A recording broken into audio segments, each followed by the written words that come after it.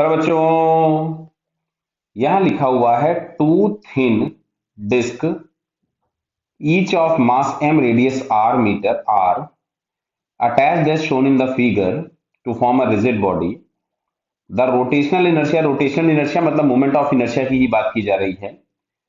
Rotational inertia of this body about the axis perpendicular to the plane of disc B and passing through centre. तो देखो बेटा, इसमें सबसे पहले तो यहां से अगर मैं आई बी लिख दूं,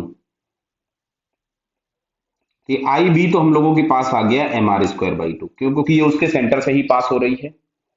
अब जो एक्सिस ए होगी उसके लिए, जो डिस्क ए है उसके लिए अगर हमको मोमेंट ऑफ इनर्शिया फाइंड करना है तो सबसे पहले मेरे को निकालना पड़ेगा आईसीएम. देखो मैं आई ए लिख रहा हूं,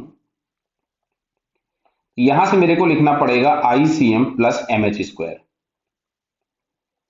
तो आईसीएम तो एज इट इज वही हो गया हम लोगों के पास M are square by two plus M into H square, और एच के नाम पे हमको मिलेगा टू आर, क्योंकि इन दोनों एक्सिस के बीच का जो सेपरेशन है वो इस टू आर के बराबर होगा. क्लियर है क्या बताइए?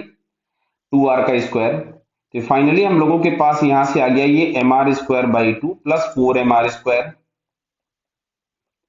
अब अगर हम लोगों को आई सिस्टम चाहिए पूरे सिस्टम का, तो आई सिस्टम के लिए हम लोग लिख सकते थे आई ए प्लस आई बी. तो ए का मोमेंट ऑफ इनर्शिया हमारे पास आ रहा था m are square by two plus four m are square,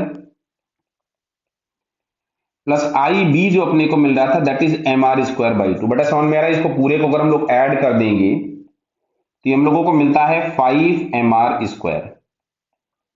तो पूरे सिस्टम का जो मोमेंट ऑफ इनर्शिया मिला वो मिला फाइव एम आर स्क्वायर, जो कि हम लोगों को यहाँ पे फोर्थ ऑप्शन में दिया है. So it's fourth answer is correct. Okay बेटा, ऑल द बेस्ट.